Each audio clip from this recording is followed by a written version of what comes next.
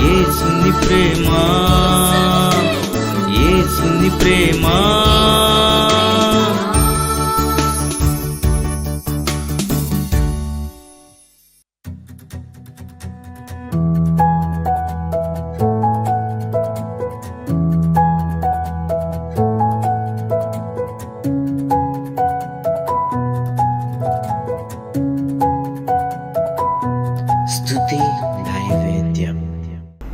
ఈ ముద్ర సాతాను ముద్ర కాబట్టి ఆ ముద్ర వేయించుకుంటే దేవుని రాజ్యానికి మనం వెళ్ళం.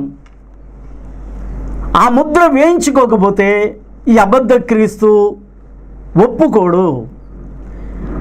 ఆ ముద్ర లేని వాళ్ళకి చెప్తున్నాడు ఇక్కడ ప్రకటన గ్రంథంలో 17వ వచనంలో, ఆ క్రింద వచనంలో అంటాడు, క్రయ విక్రయములు చేయుటకు మరి ఎవనికిని అధికారము లేకుండునట్లును అది వారిని బలవంతము చేయుచున్నది. చూడండి, ఏదైనా కొనుక్కోవడానికి ఈ ముద్ర లేకపోతే అవకాశం ఉండదు. చివరికి ఒక అగ్గి పెట్టి కొనుక్కోవాలన్నా సరే ఈ ముద్ర లేకపోతే నీకు ఎవరో అమ్మరు. నీవు సొంత ఇంట్లో ఉన్నా సరే ఆ సొంత ఇల్లు ఈ ముద్ర లేకపోతే నీది కాదు. చూడండి, మహాశ్రమల కాలము, అంత్యవారము అంటే 7 సంవత్సరాల శ్రమల కాలములో మొట్టమొదట ఇవన్నీ క్రీస్తు సంఘము ఎదుర్కోవాలి. క్రీస్తు సంఘము ఎలా ఎదుర్కోగలదు? ఎలాగ ఎదుర్కోగలదంటే ప్రకటన గ్రంథంలోనే చాలా విషయాలు ఉంటాయి. నా వాక్య విషయమైన ఓర్పు ఎవరైతే కలిగి ఉంటారో వాళ్ళకి నేను తోడుగా ఉంటానని పరిశుద్ధాత్మ దేవుడు అక్కడ వాగ్దానం ఇస్తున్నాడు. ఎవరైతే వాక్య విషయమైన ఓర్పును కలిగి ఉంటారో, వాక్యంలో లోతుగా ఎదుగుతారో, ఆత్మీయతలో ఎదుగుతారో వాళ్ళే ఆ దినాలలో, ఒకవేళ ఆనాటి కాలములో ఏ క్రైస్తవులైతే ఉంటారో వాళ్ళు బలమైన క్రైస్తవులుగా ఉంటే తప్ప ఆ శ్రమలకు ఓర్చుకోలేము. ఇంకా చాలా విషయాలు మనం ముందు నేర్చుకోబోతున్నాం. కాబట్టి అబద్ధ క్రీస్తు యొక్క ముద్రను ఈ రోజున మనము తెలుసుకున్నాం. ఆ నెంబరే వాడు ఎందుకు కోరుకున్నాడు అనే విషయాలు. ఆదాము సంఖ్య 6, క్రీస్తు సంఖ్య 66. అబద్ధ క్రీస్తు నేను 6నే అంటూ వచ్చాడు కాబట్టి 666.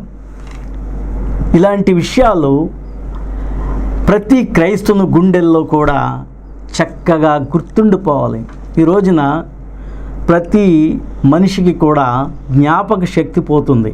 ఎందుకో తెలుసా 2 ఏళ్ళు ఎంత అన్నా సరే ఈ రోజున సెల్ ఫోన్లో ఆ యొక్క క్యాలిక్యులేషన్ నొక్కితే తప్ప చెప్పలేకపోతున్నారు 4 అని. ఎందుకంటే ఒకప్పుడు ప్రతి వాళ్ళు కొన్ని ఫోన్ నెంబర్స్ గుర్తుగా ఉండేవి. లేకపోతే ఆ యొక్క లెక్కలు గుర్తుగా ఉండేవి. టోటల్ చక్కగానే వేసేసేవారు.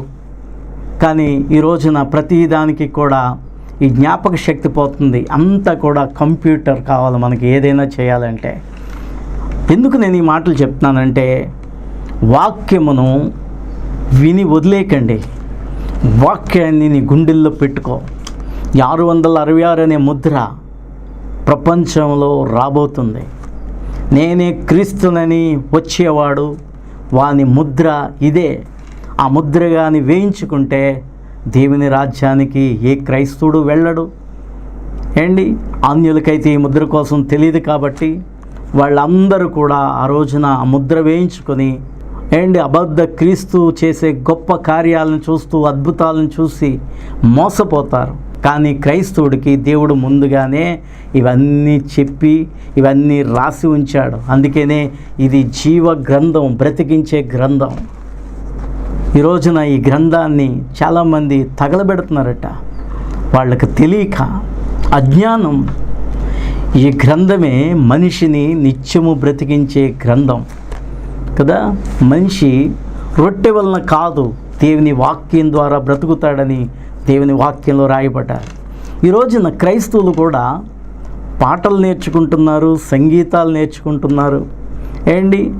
కానీ వాక్యంలో లోతైన విషయాలు తెలుసుకోలేకపోతున్నారు. వాక్యం అనేటప్పటికీ చాలామంది కొన్ని సంఘాల్లో ఫోన్లు పట్టుకొని బయటికి వెళ్ళిపోతూ ఉంటుంటారు, ఏదో ఫోన్ వచ్చినట్లుగా. చాలా జాగ్రత్త. అన్నిటికంటే ప్రాముఖ్యమైనది దేవుని వాక్యం. సత్యమైన దేవుని వాక్యాన్ని మనం ఎప్పుడైతే గుండెల్లో పెట్టుకుంటామో ఈ వాక్యమే నిన్ను ఆ రోజున కాపాడుతుంది.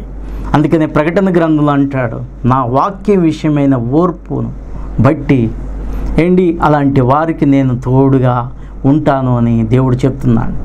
ఈ రోజున ఈ మాటలు వింటున్నవారు, ఈ రోజున ఈ యొక్క దివ్యమైన వాక్యాన్ని వింటున్న ప్రతి ఒక్కరిని దేవుడు ఆశీర్వదిస్తాడు.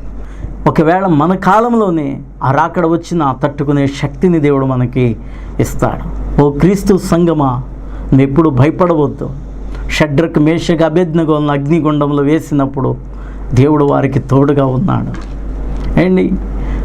ఆ యొక్క దానియేలుని సింహబోన్లో వేసినప్పుడు దేవుడు కాచి కాపాడాడు. కానీ వాళ్ళు ఒక మాట అంటారు, మా దేవుడు మమ్మల్ని అగ్నిలో వేసినప్పుడు ఒకవేళ కాపాడకపోయినా పర్వాలేదు, మేము ఒకవేళ చనిపోతే దేవుని రాజ్యంలో ఉంటాం. అలాంటి గొప్ప ధైర్యంతో నిరీక్షణతో క్రైస్తవుడు ఎదగాలి. కళ్ళు మూసుకోండి, ప్రార్థన చేసుకుందాం. మహాపరిశుద్ధుడు అయిన మా తండ్రి, మీకే వందనాలు ప్రభువా. నీ వాక్యం ద్వారా నువ్వు మాట్లాడావు ప్రభువా. ఈ వాక్యము అందరి హృదయాల్లో పదిలము చేసుకునే జ్ఞానము దయచే తండ్రి. ఈ వాక్యమే మమ్మల్ని బ్రతికించేది కాబట్టి ఇదిగో నీ వాక్యాన్ని బట్టి మేము జీవించుటకు సహాయం చే తండ్రి.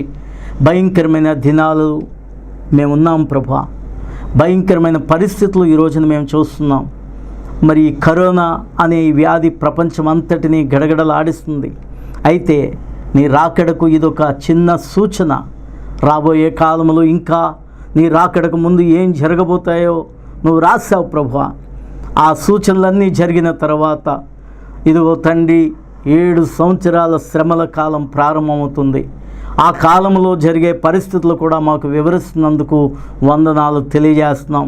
నీ వాక్యమును మా హృదయంలో ముద్రించుకోవడానికి సహాయం చేసి కృప దయచేయండి. నీ అభిషేకము ప్రతి ఒక్క బిడ్డ మీద ఉంచమని యేసు నామమున ప్రార్థన చేయుచున్నాం తండ్రి, ఆమేన్. ఈరోజు పుట్టినరోజు జరుపుకుంటున్న ఎన్ మనోజ్ కుమార్ని, అలాగే వి మోషేధర్ను దేవుడు దీవించి ఆశీర్వదించును గాక. వీరిద్దరికి కూడా మంచి ఆరోగ్యాలు దేవుడు ఇచ్చును గాక. దేవుడు మరొక సంవత్సరం దయాకిరీటంగా వీరి జీవితంలో ధరింపజేశాడు. ఇంకా నూతనమైన ఆశీర్వాదాలతో, నూతనమైన బలంతో వీరిని దేవునికి సాధనలుగా వాడుకున్నాను గాక. Happy birthday to you Manoj. Happy birthday to you మోషేధర. God bless you.